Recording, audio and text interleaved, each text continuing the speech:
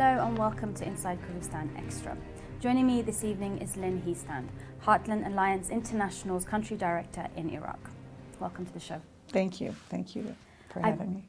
I believe that Heartland Alliance International came into Iraq in 2004, so pretty much straight after the war. Mm-hmm. What was their purpose in coming here and especially so soon after the war?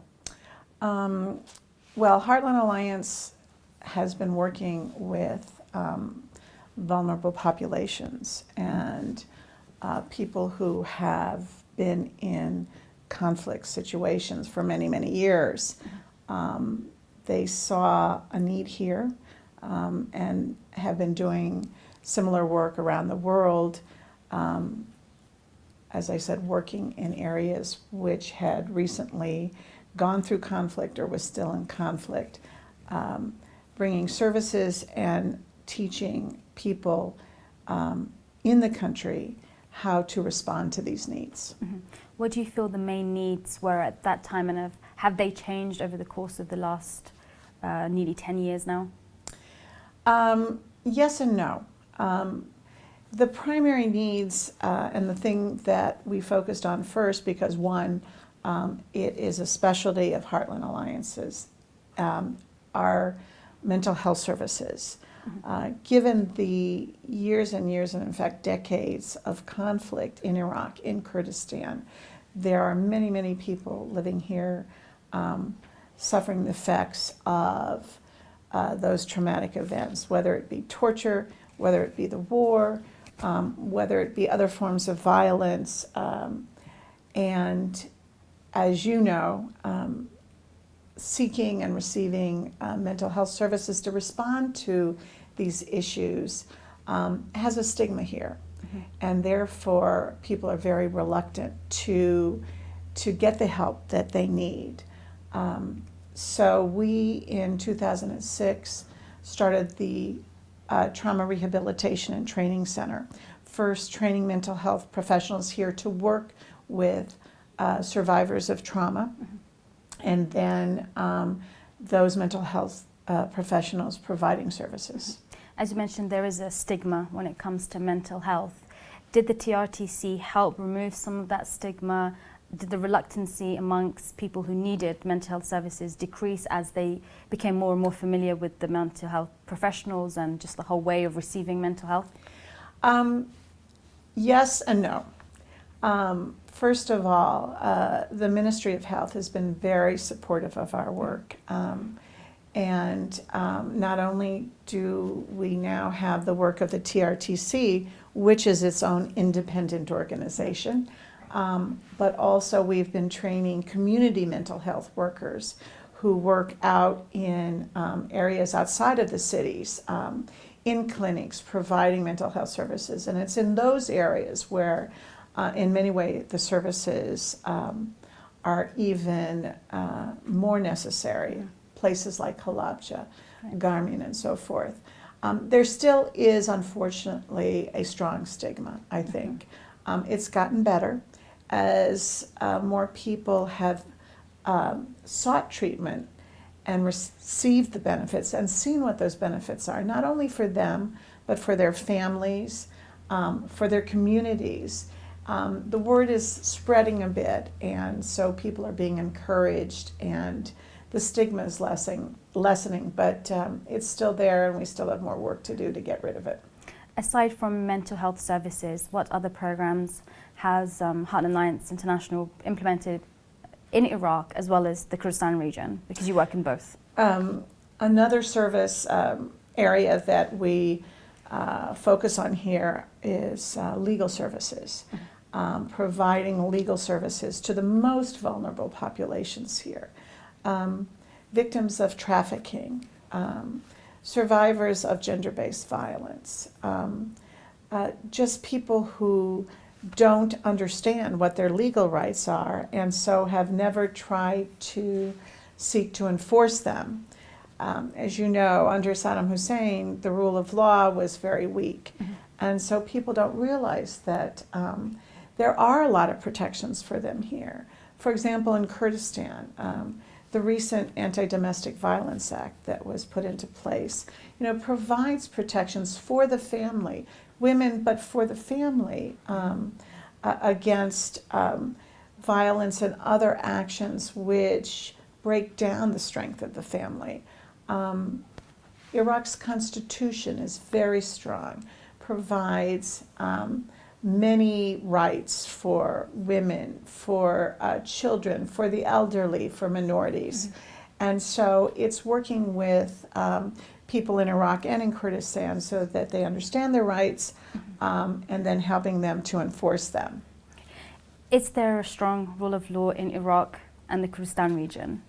I mean, is the strength of the rule of law is very strong, but the problem is that people don't know their rights, or is the implementation of it weak? So people assume that the rule of law is weak here, the people don't have rights here. Is that the case, or is it just that the implementation is wrong? It's a lot of different things.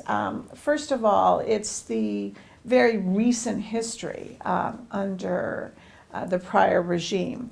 People don't really trust the law. They don't believe that the justice system is there to protect them. They may be wary of courts, of police, and so they don't trust the law. And so it's helping people understand what their rights are, and then working with them and working with organizations here and lawyers here to help implement those laws. As you said, one of the big challenges is implementing these laws in a way that is effective. And how do you encourage the population, these vulnerable people that you mentioned, to know better about their rights? Because if the rights are there, and then if the implementation is stronger, then the next step, I assume, would be awareness of these rights for the people who are on the receiving end. Well, our programs have included a lot of different elements for that. First of all, we always try to work with partners, both partners in the government, the Kurdish Bar Association, for example, and local NGO partners, legal partners who do this important work. Our programs have included outreach activities to help people become aware, media activities such as public service announcements about trafficking, about the fact that forced marriages are not something that should be happening here. We also had a mobile legal clinic which spoke to various organizations, the Kurdistan Disabled Union, both in the cities and in the rural areas of Kurdistan, getting groups together to tell them about their rights. As I mentioned, you work in Iraq as well as in the Kurdistan region. What has been the difference in the programs you've implemented, and why, and what have the difficulties been in both areas when implementing these programs? By and large, when we implement a program, we do it both in Kurdistan and in other parts of Iraq. That's our goal. One obvious challenge working outside of Kurdistan is the continuing violence, the sectarian and ethnic conflict, and the violence that that has produced. And so that is a challenge, just making sure that we can implement the programs safely, because the safety of our staff and of the participants in the program is first and foremost. But the problems that are here are also the challenges in Iraq as well. So most of our programs have been in both areas, gender-based violence, anti-trafficking, and so forth. Some programs have been specifically focused outside of the Kurdistan area because of this sectarian and ethnic conflict. Have you had a program that's, like you mentioned, specifically focused on the sectarianism that is gripping the rest of Iraq and the ethnic tensions between them? Yes. We just recently finished a 2 or 3 year program working in Kirkuk and Baghdad, 2 areas which, as you know, suffer most from this. And it was a media program which was aimed at producing radio shows that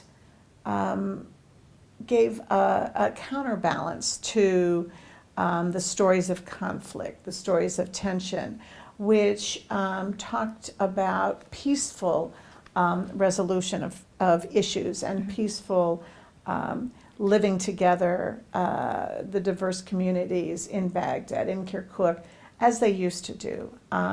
One component of that project was working with the youth in a media program. We had, I believe it was 13 groups of youths in Baghdad and also in Kirkuk who produced their own radio show about the stories that they thought were important. They produced their own public service announcements about issues that they thought were important. And they learned how to be media specialists. How important was that, especially in a country that is still in conflict? It's not really post-conflict Iraq, it's still in conflict. Yes. For a portion of society that's often marginalized because the focus is obviously on politicians, securing stability, safety. How important was it that the youth be involved in contributing to this progress that their country could be seeing? I think it was really important in so many different ways. First of all, as you said, youth have been marginalized. And youth are targets of some of the groups who want to continue this violence. And youth are at risk for their physical safety. Our program responded to so many of those things. First of all, it gave them a voice, it empowered them. And so that they felt that they had a way of speaking about the things that were important to them and that others would listen to. Two, it taught them skills that some of our participants, former participants, are now using. They've been hired to work in media. Three, the centers, the media centers that we set up, provided safe places for them to be after school and allowed them the opportunity to work with and experience social media and other new forms of media that their counterparts around the world also have the ability to work with. In regards to some of the social justice issues in the Kurdistan region, gender-based violence, human trafficking, domestic violence, how has Heartland Alliance gone about trying to confront these issues? Well, first of all, as I said, we always try to work with partners here in Kurdistan as well as the rest of Iraq. Second of all, we try with most of our programs to have a holistic approach. Education, psychological services, and legal services. As I said, the various programs we've done relate to gender-based violence, trafficking. And so another component of our programs is advocacy. Working with civil society organizations here and the government to advocate for implementation of either the laws that currently exist, as I said, like the Anti-Domestic Violence Act here in Kurdistan, or implementation of new laws, like an anti-trafficking law. As I'm aware, Heartland Alliance was very instrumental in passing the anti-trafficking law in Iraq. You're in the process of pushing for the same law or amendment of this law in the Kurdistan Parliament. How's that going? Slower than we'd like. As you said, we worked in supporting the Anti-Trafficking Act in Iraq. It's not perfect, but at least is a start. And one of the things that we hope to focus on in the future is amending it to make it stronger. In Kurdistan, we need to have a similar act because right now, when trying to protect victims of trafficking, women, children, forced laborers,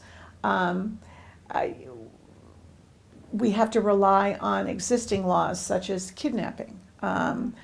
And curiously, at the same time, a woman can bring an action, a woman who has been trafficked into prostitution, for example, can bring an action or have an action brought against the perpetrator for kidnapping, for keeping her. While at the same time, she's charged with prostitution, even though it was purely involuntary. because there is no law that defines trafficking. And so implementing a law here would be really important to combat that problem. In regards to the issue of human trafficking, there seems to be claims at times, and there have been, that human trafficking doesn't exist in the Kurdistan region. Some have said this is why we don't need a law in the Kurdistan region, because it doesn't exist. How do you confront those claims when you dealing with cases, you've come across trafficking cases, and you're trying to deal with, you know, the social norms that you're confined to, but at the same time you know it's happening and you want to push for a law to help these victims? Well, unfortunately it does exist. We've seen it. We've worked with the victims. We've seen it many, many times. And I guess I would say to those who say it doesn't exist, that then an anti-trafficking law wouldn't hurt. You know, it could help if it does exist, and it wouldn't hurt if it doesn't exist. But it does exist, and it's a real problem, as I said, not only for women but for children, for boys, for men who are brought here to work. Their passports are taken away, and they are essentially, you know, forced to work as slaves here.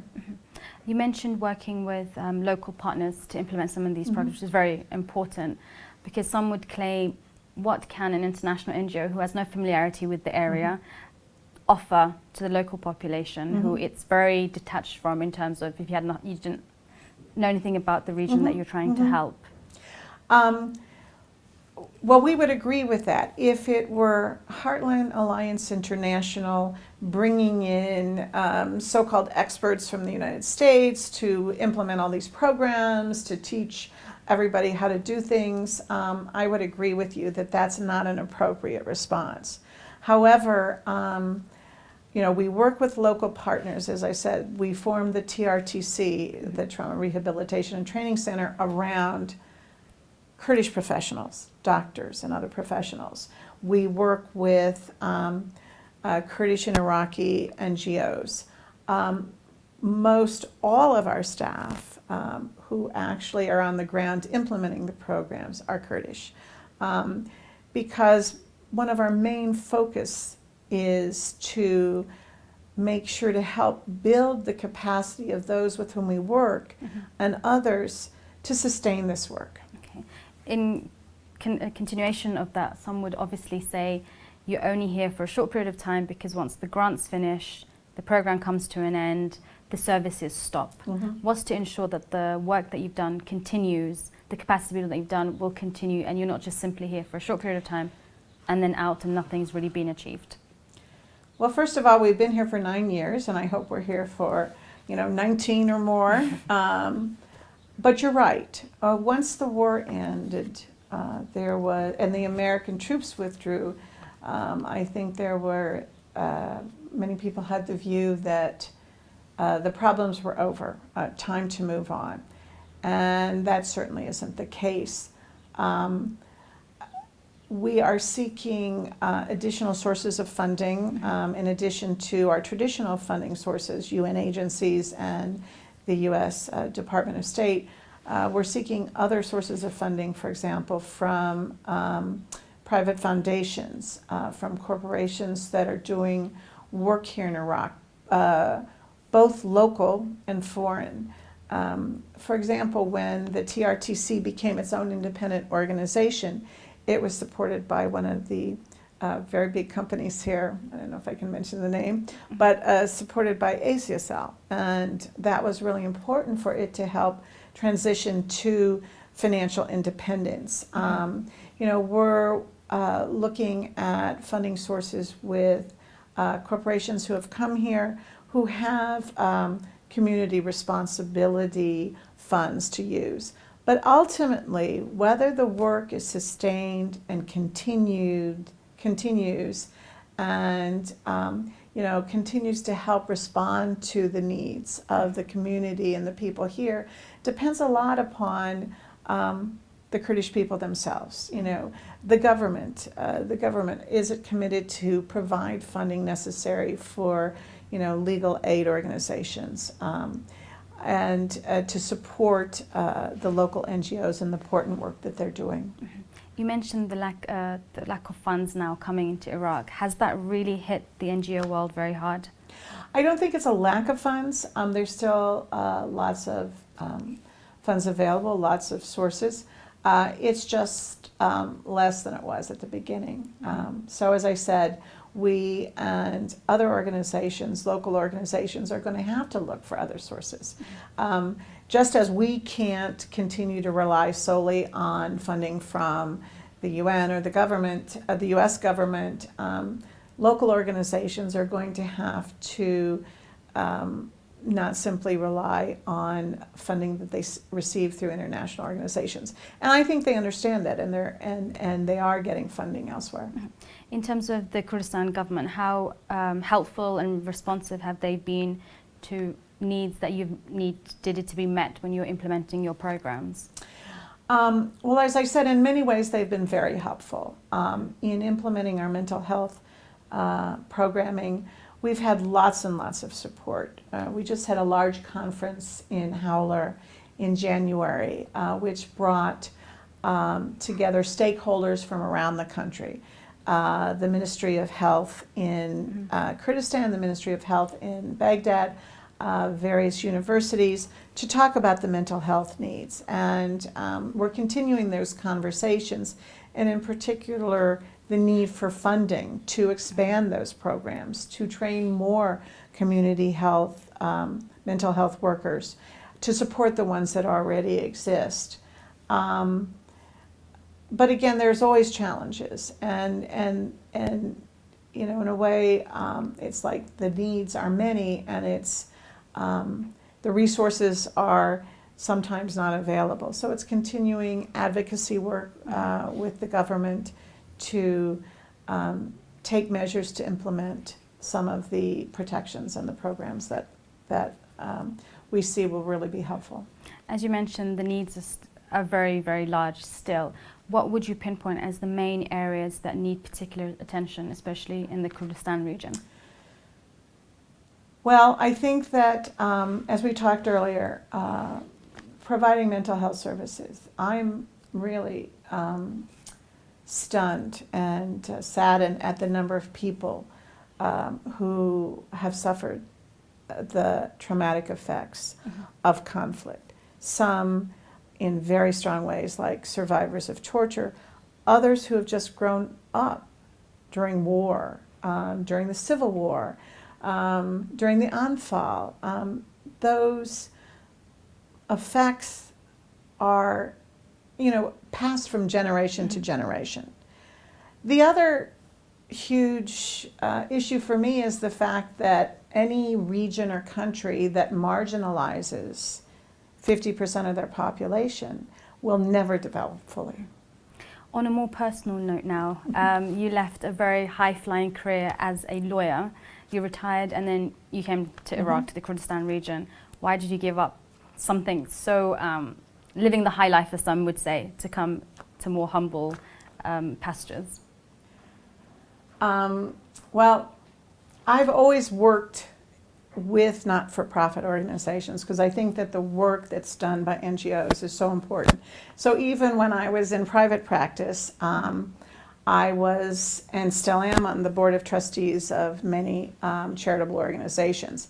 Heartland was just one of them because I lived in Chicago where it's based, and so I was on their board. And even after I moved to practice in London, I continued my association with Heartland. Why did I leave? I think life is too short to spend all your time in one career. And although I loved it, and you know, loved it even as I left, I thought that was important to leave it at that time to do something else. And I wanted to continue to work internationally and live internationally. And I wanted to be able to experience a different culture. And frankly, you know, I have been given so many benefits and blessings that I wanted to be able to use my experiences, use my resources to work with an organization that is trying to, bring a better life here. And just finally, when you do finally decide to leave the Kurdistan region, what would you take back as your fondest memory of your time here? The people. I continue to be amazed by the friendliness and the generosity of the Kurdish people. It's just overwhelming to me. I was, my husband, who used to live here with me, and I were in a restaurant with good friends of ours who live here. And at a table nearby was this friend's cousin. And my husband and I were taking these friends out to dinner, and we were going to treat them. They were our guests, we were the hosts. We went to pay the bill, and we found out that the cousin had taken care of the table. I mean, it's that sort of generosity. I love my staff.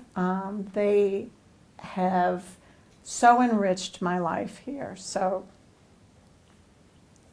that's what I'll take back. Thank you very much for joining us, Lynn. It's been a pleasure. Thank you. Thank you. I appreciate the opportunity. Thank you. And thank you for watching. It's another issue of Inside Kurdistan Extra. Goodbye.